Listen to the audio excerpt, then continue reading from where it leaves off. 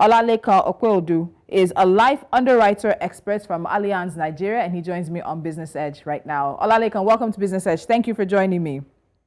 All right, and thanks for having me. So let's look at this in terms of how people need insurance. So for many people, we consider insurance to be an unnecessary expense. If there wasn't legislation for possibly a particular type of car insurance, many people would go around their entire lives without it. But what makes insurance a necessary expense, not only for your vehicle, your business, but even for your life? Okay. All right, thanks. Thanks again for having me on the call. Yes, insurance as a limit fee is a necessary expense, but unfortunately, many of us are actually missing the point here. So for most of us that have dependent, a lot of people depend on our income. So we earn money not to spend it alone for ourselves, but also to also extend some of this fund to our family, loved ones, pay school fees, and what have you. So in as much as you have somebody depending on you, then insurance becomes a necessity for you to have.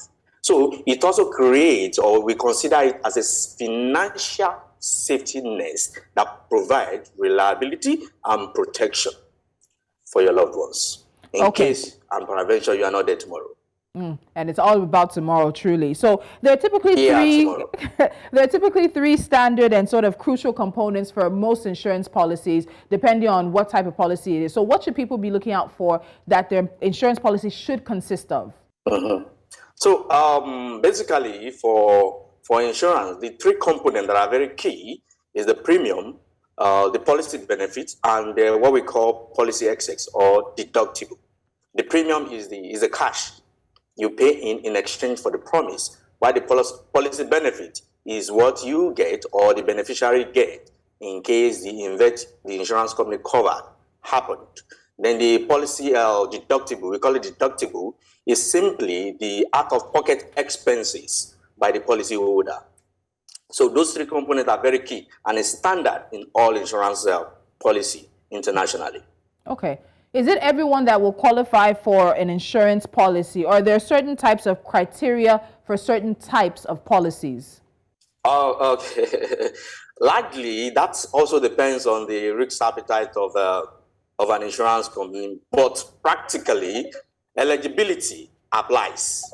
Eligibility applies depending, and it varies from one insurance company to the other. Say, for instance, age. Before you can take up a life insurance policy, you must be adjudged to be of a minimum age of 18 years. So if you are below 18 years, you cannot take insurance policy. However, there's a way to it. If you are below 18 years, your father or your mother can take an insurance policy for you and use the child who is below 18 years as a policy beneficiary. But things are changing. The insurance landscape is pretty evolving.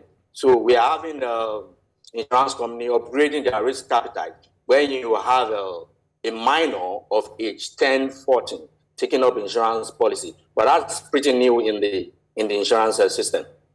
Okay, so let's get to your area of specialization now. And that's basically an area a lot of Africans don't want to talk about, a life insurance policy, or even the conversation around will. Somebody will say, are you wishing me dead? It's a very sort of superstitious conversation for us. But when we look at it, when should one look at getting a life insurance policy? You've talked now about the 18 years old and the under 18 years old situation. But for many Africans, what should we know about life insurance policies? When should we look at getting one for ourselves? When you need life insurance policy is basically when you have a family. When you have a family and you're living life not for yourself alone, but for the people that are looking up to you.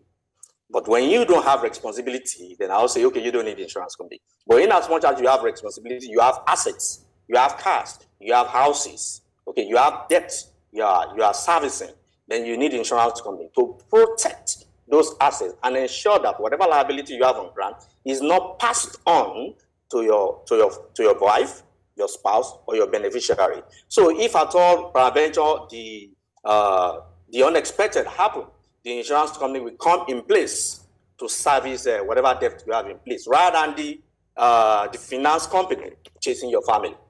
So at that point in time, insurance is necessary. All right, my last question for you, Olalekan, before I let you go. Are there different types of life insurance policies out there, or is it a one-size-fits-all kind of situation we'll find when we approach any insurance company?